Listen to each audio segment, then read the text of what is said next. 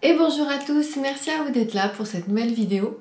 Aujourd'hui je vous retrouve pour un bilan lecture autour de 5 livres. Il y a un peu de tout, il y a de la littérature, de l'imaginaire young adulte, du polar et de la romance. Donc je commence tout de suite par la romance. Donc le premier, il s'agit de Long Story Short de Lucille Jones aux éditions Hugo Poche dans la collection New Romance. C'est un livre que j'avais dans ma pile à lire depuis Noël, puisque je l'avais eu dans un calendrier de l'Avent. Et je l'ai lu début juillet de mémoire. J'avais envie de me faire une petite romance. Ça m'arrive souvent quand je vois que j'ai un petit peu de temps sur un week-end. Je me dis bon allez fais-toi une romance parce que je sais pertinemment qu'une fois que je commence une romance je n'arrive pas à la poser. Donc voilà, c'est pour ça que lui j'ai décidé de le lire pendant un week-end où j'avais pas grand chose à faire de prévu. Et surtout une journée plage, donc je me suis dit c'est la bonne occasion. Donc dans ce livre on va suivre Tilly qui est une jeune femme qui est à la fac qui souhaite devenir romancière. C'est vraiment son but, elle veut écrire des romans et elle a pris pour ça un cursus spécifique et elle va découvrir que un de ses profs, donc qui s'appelle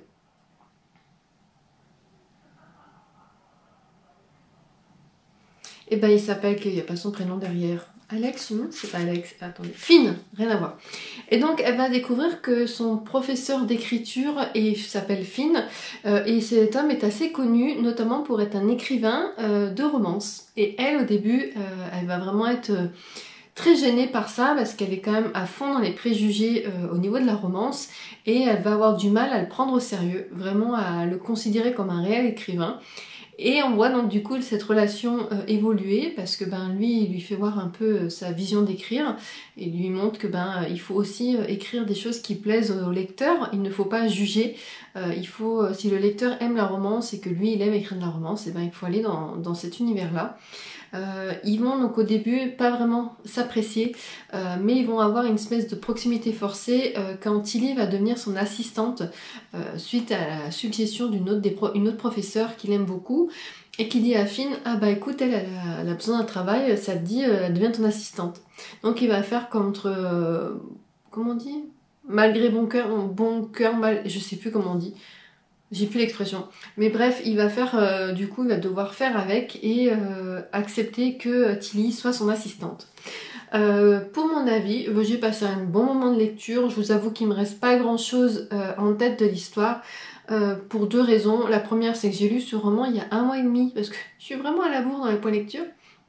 Et la deuxième, c'est que les romans, je m'en rappelle pas souvent en fait. Je les lis trop vite, je pense, pour ça. Mais j'ai beaucoup aimé. J'ai mis, je crois, 3 ou 4 étoiles sur 5 sur Goodreads parce que j'ai passé un bon moment de lecture, que c'est plein de belles notions, de belles moralités. Le fait que les préjugés sur les écrivains de romance et sur les lecteurs de romance soient mis en avant et contrecarrés, j'ai trouvé ça hyper intéressant. Et le fait que du coup Tilly va se mettre à voir en fait la romance sous un autre œil et comprendre qu'il n'y a pas de sous-genre de littérature. Voilà, donc ça a été une bonne petite découverte.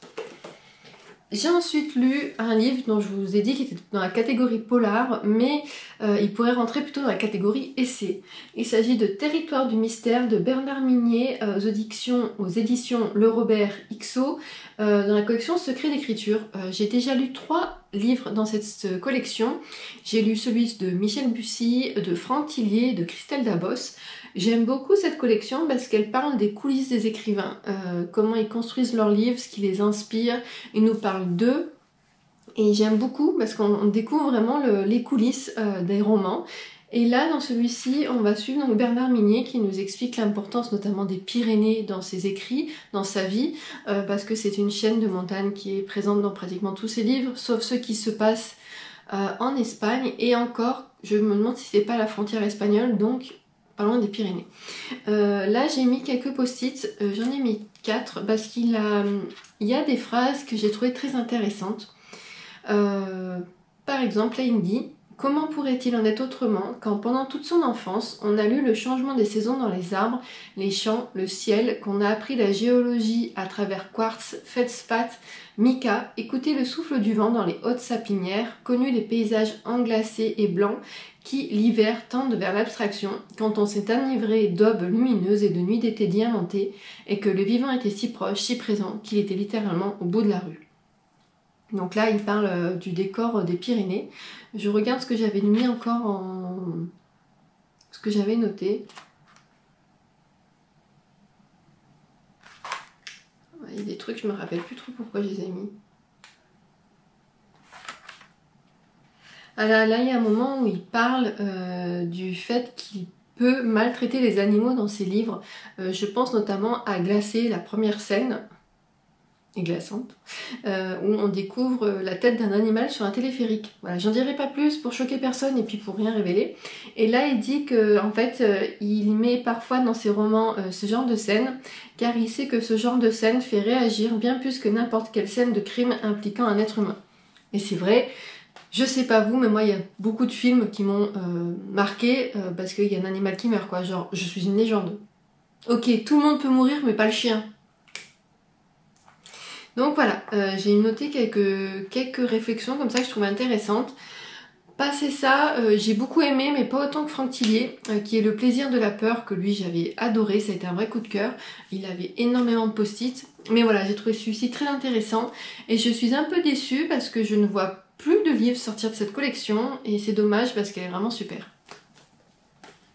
J'ai ensuite lu en lecture commune avec Florence du compte Flow & Books La vie n'est pas un roman de Susan Cooper de Stéphane Carlier aux éditions Le Cherche Midi.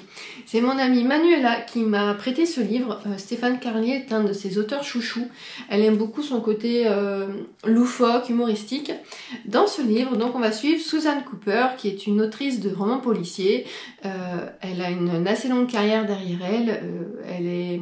Elle a été très connue et là, elle est un peu dans le creux de la vague, dans le sens où ça fait un moment qu'elle écrit et ça s'essouffle un peu, et ses fans sont souvent assez âgés. Et là en fait elle va être invitée à un salon du livre à Monaco, et avant de partir elle va recevoir un message étrange via Instagram où une personne la contacte en lui demandant de l'aide parce qu'elle vient de le tuer. Et donc elle au début, elle essaie de ne pas tenir compte de ce message, et elle a quand même une relance au bout d'un moment où la personne sollicite encore son aide, et elle du coup elle est un peu embêtée parce qu'elle se dit je ne vais pas répondre, c'est un canular, mais à côté de ça elle est très curieuse de savoir ce qu'il en est, et elle va finir par répondre, et là elle va se nouer un dialogue avec une femme qui a par accident ou pas, on ne le sait pas trop au début, tuer un homme. Elle est dans une maison en région parisienne avec ce cadavre, et elle demande à Susan Cooper comment se débarrasser du corps. Et donc on va suivre Suzanne qui tout du long, qui fait son périple jusqu'à Monaco et sa séance de dédicace, va à côté coacher la jeune femme qui l'a contactée pour se débarrasser du corps. Voilà, c'était assez intéressant, j'ai trouvé ça très original. Je tiens à vous avertir que la fin est ouverte, c'est-à-dire qu'on a deux options et on ne sait pas forcément laquelle c'est. Je sais qu'avec Florence on n'avait pas pensé à la même chose. J'en ai parlé à mon amie Manuela qui elle-même l'a pas vu de la même manière. Donc voilà, c'est un petit peu une fin ouverte dans le sens où on a une conclusion, mais cette conclusion a plusieurs interprétations. C'était assez sympa comme lecture, ça se lit assez vite, il est assez court, il fait 290 pages et c'est écrit vraiment très espacé. Hein. Voilà, ça a été une belle découverte, je suis très contente d'avoir lu ce roman, mais je ne suis pas sûre quand même de lire d'autres livres de cet auteur parce que j'ai bien aimé, mais peut-être pas au point de franchir le pas pour d'autres de ses romans. J'ai ensuite lu en fantasy young adulte La princesse sans visage de Ariel Holz aux éditions Slalom. Il s'agit du premier tome de la duologie des royaumes immobiles. Donc on est dans un univers fictif où on va suivre Ivy, j'ai plus son prénom en entier, Ivali je crois qu'elle s'appelle. Ivali qui a été abandonnée par son père, sa mère est il me semble décédée, et elle vit dans un espèce de château un peu enchanté au milieu d'un bois, et elle est que avec au début de sa vie, son père est parti, elle est que avec nourrice, cuisinière, elle est que avec des domestiques mais qui vont constituer sa famille, jusqu'au jour où la dernière d'entre elles, je crois que c'est nourrice, disparaît. Et la jeune femme se retrouve complètement seule dans ce château, et elle va le rester pendant des années. Donc en fait elle va faire un peu comme elle peut, va se nourrir avec tout ce qu'elle peut trouver autour, les arbres et tout. Et un jour arrive un gentilhomme qui vient la voir en lui disant il faut que tu viennes, il y a un tournoi qui est mis en place pour élire la prochaine reine d'un royaume. Et en fait, il lui demande, mais elle n'a pas trop le choix. Elle doit le suivre. Et elle va se retrouver à aller dans un royaume où elle sera en compétition avec d'autres princesses pour avoir ce trône. Elle va devoir faire des épreuves, donc c'est une partie que j'ai bien aimée. Et les épreuves sont quand même assez costaudes. Et pour essayer du coup de devenir la reine. Et elle partagera, si c'est le cas, son trône avec 3 ou 4 autres reines, je sais plus exactement, je crois que c'est 3. Et voilà, à côté de ça, il existe le monde des humains. Donc les humains s'appellent les rêveurs. Et c'est un monde où, avec certains rituels, les créatures peuvent se rendre dans ce monde. Et ça va faire d'ailleurs partie d'une épreuve. C'était assez original. Concernant mon avis, j'ai beaucoup aimé. J'ai tellement aimé que je me suis acheté la suite et que je l'ai déjà lu. Voilà, je l'ai lu... Et ben fin juillet, voilà, je pense qu'il y a eu 2-3 semaines entre ces 2 livres, pas plus. Voilà, j'ai beaucoup aimé, j'ai trouvé l'univers très bien fait. C'était la première fois que je découvrais La Plume d'Ariel Holz et ça a été une très belle découverte. Je pense que je partirai sur... En fait, il a fait 2 autres duologies qui m'intéressent beaucoup, soit Runborn, qui est sur de la mythologie viking, soit Magie et Sentiment, qui est dans un univers magique avec un peu de romance, je crois. Donc voilà, peut-être prochainement, je m'orienterai vers ces sagas-là, parce que là, j'ai bien aimé sa plume, j'ai bien aimé le personnage. Ivy est un personnage vraiment très bien construit, dans le sens où elle est pleine de doutes, mais elle est pleine de volonté également. Elle a à cœur la survie de son peuple. Elle, tout ce qu'elle fait, c'est pour que son peuple, son royaume s'en sorte, parce que là, les conditions de vie sont très compliquées pour certains royaumes. Et voilà, donc ça a été une très très belle découverte qui m'a énormément plu.